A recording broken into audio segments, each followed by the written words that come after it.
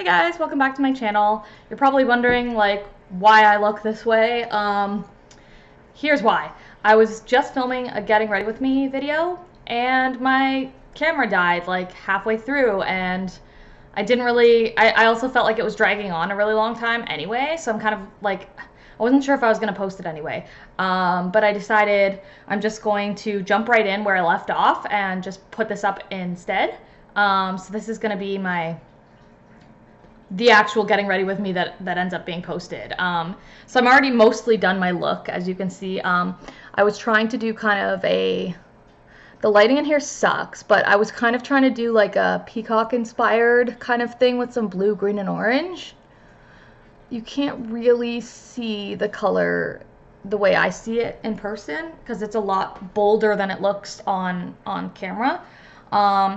This is also, so the inspiration behind this is basically because I'm doing a pan those eyeshadows challenge for 2020. I know it's a little bit early, but one of the shades I pulled for that was this one, Shattered, this blue right here.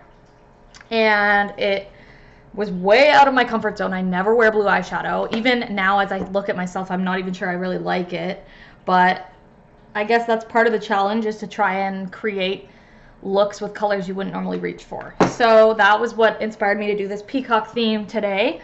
And I'm just finishing it off. So I think that's a good thing because my last getting ready with me video dragged on so long. Like, I'm so sorry you guys, but it was the first one I've ever done and I wasn't sure quite how long it would take me to do my makeup. I've never timed myself doing my makeup before.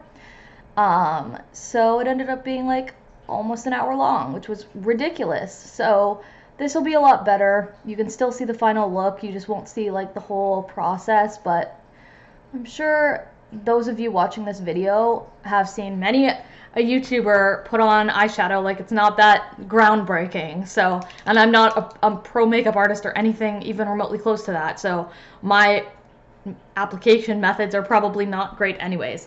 But I'm just adding the eyeliner now, and I'm going to try and talk about what I talked about the first time around that didn't get saved because of my computer. So basically, what I was saying in the first video that I filmed that you will not see because I deleted it, was about how indie makeup brands have really been on the rise lately, and I don't know if that's just me being just, my eyes have been open to it now, to the world of indie makeup now, and maybe everyone else already knew and like I'm just behind the times. That's totally possible, but I feel like at least in my world they have just taken a front seat lately because I feel like I prefer to support small businesses. As somebody who has a small business, like I really can relate and understand. Sorry, it's hard for me to talk while I do my bad eye. I understand how meaningful it is when you're a small, like an entrepreneur, when people choose you over the competition, which is sometimes, especially in the makeup world, is like billion-dollar corporations that really don't give a crap if they get your money or not because somebody out there is giving them money anyways. Like, you know, like when you buy something from a well-established, like, huge makeup brand, like, of course they appreciate it, I guess, but not to the same level as like an indie brand, because to a big brand like Urban Decay or Too Faced or something, like, your dollar doesn't really make a dent in the profit that they're making, whereas with like a smaller indie brand, like, your dollar actually goes a long way to contributing to their quality of life, like, directly. So it's kind of nice to have that kind of impact on somebody's life and support them in that way. So I'm kind of getting like pretty excited about indie brands. I would really like to, I don't own any currently, any makeup from indie brands, but I have been like watching for them, and if you are into indie brands as well or just curious about them, I think you should check out a channel on YouTube called Amy Loves Makeup. She talks about indie brands a lot, and like she's kind of like my go-to YouTuber to talk about indie brands. I've watched other YouTubers talk about it, but I feel like Amy just really, she owns a lot of, like, she's tried a lot of these brands, and like I just value her opinion on it, and I feel like that's really her kind of niche. So I really like going to her for it.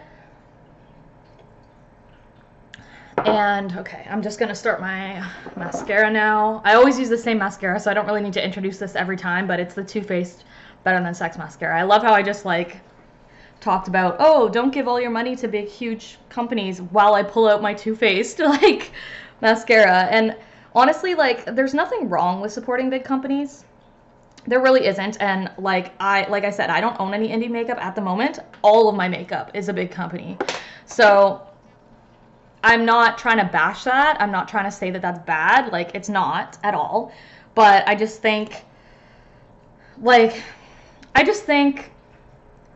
I would really love to support more independent brands. And the ones I'm really excited about are, there's two companies that are both Canadian, and I live in Canada.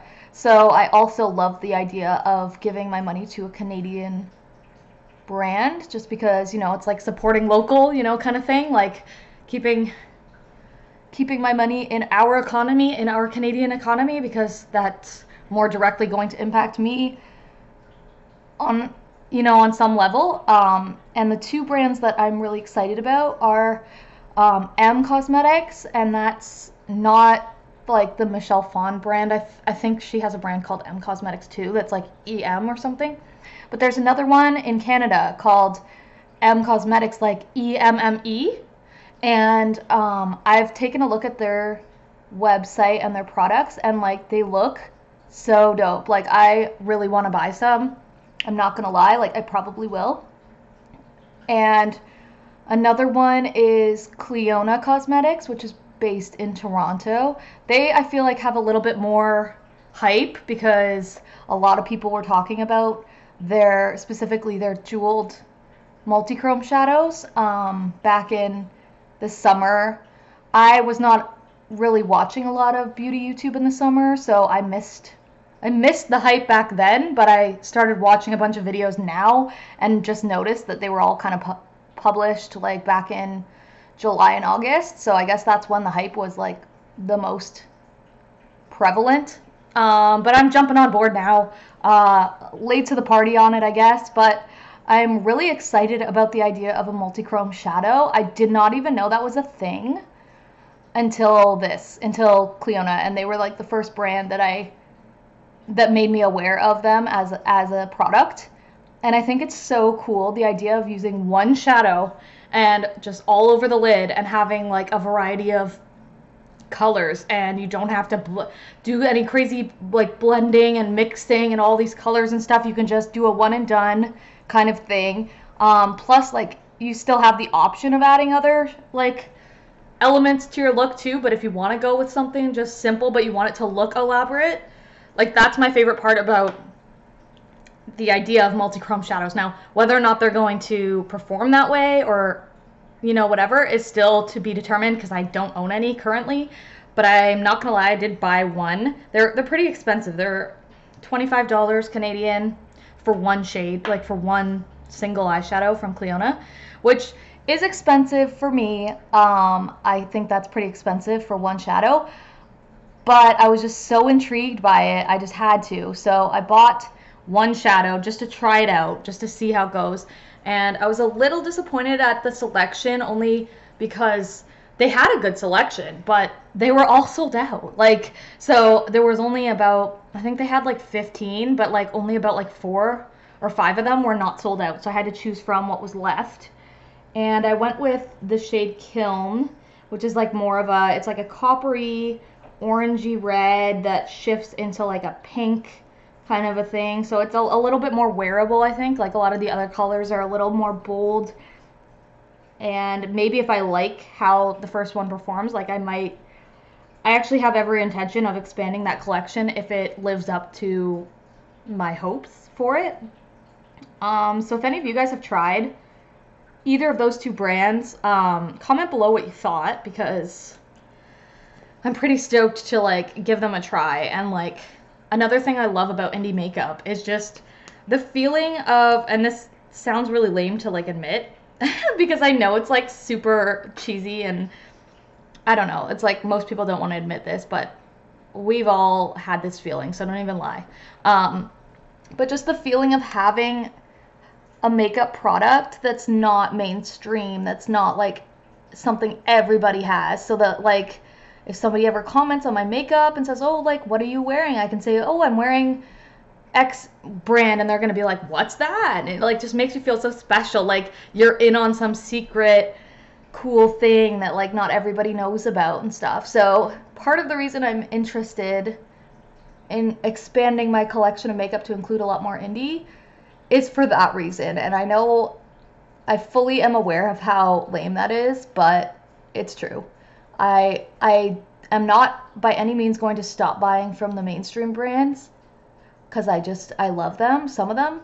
But I just want to like have a little more intrigue in my collection, like some more creative kind of stuff that not everybody kind of has.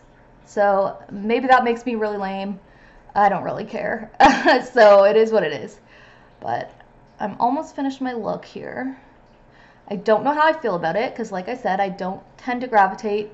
In fact, I'm repelled by blue eyeshadow. I can't stand it. I think it does not look good on me. But my Pan Those Eyeshadows challenge has made it so that I must try and incorporate this blue. So this is my first attempt at that. And I kind of hate doing mascara. If I could afford to just do false lashes all the time, I totally would. But they're expensive. Like when I see these like beauty gurus and stuff and like YouTubers always popping on these false lashes, I'm just like, do you have $1 million? I mean, maybe they do have $1 million. Who knows? Like, I'm sure they make bank, like, doing what they're doing. But I cannot personally afford fake lashes all the time. I get them for special occasions, like a wedding or, I don't know. That's pretty much it. Like a wedding. But, like, that's, like, that level of important event kind of thing. I will do some fake lashes or, like, I don't know if I'm going to some other kind of special thing, but normally I'm more practical than that, and I just use some mascara and call it a day. So I'm almost done. I hate clumps, and it's pretty clumpy right now, so it's bothering me, but I guess that's okay. So let me just do the bottom here.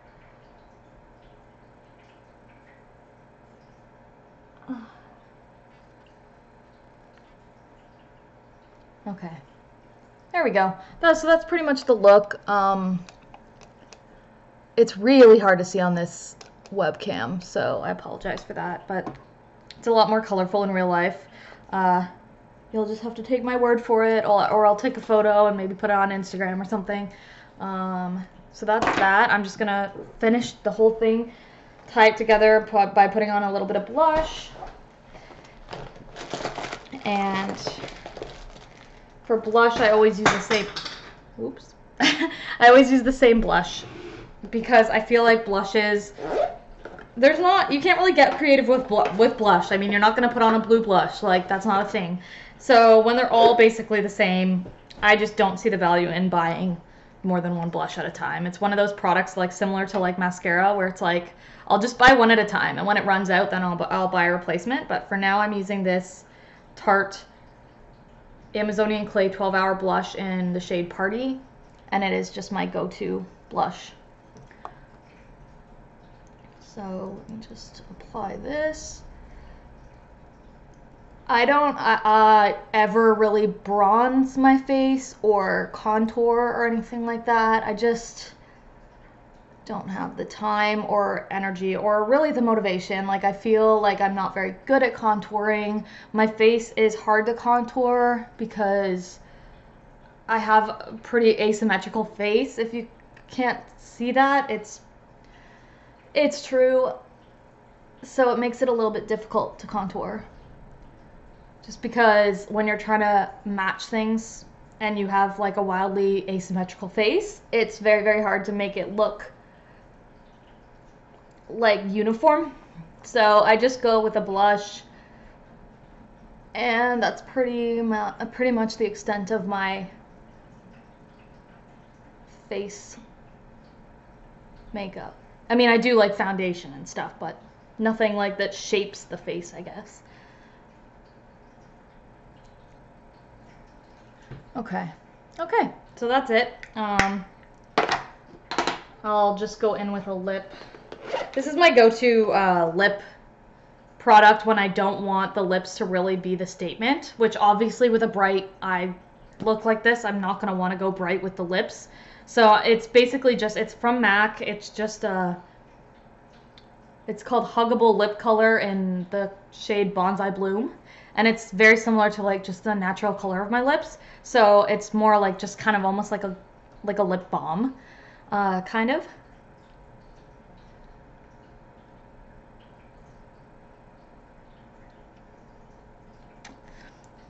Yeah, so it's just a really quick kind of glossy balm type thing. I love this. It's like one of my favorite lip products. I'm gonna be really sad when I run out. But yeah, so that's the completed look. Now I'm going to film another video in a minute, but thanks for getting ready with me, and I will see you guys in the next one. All right, bye.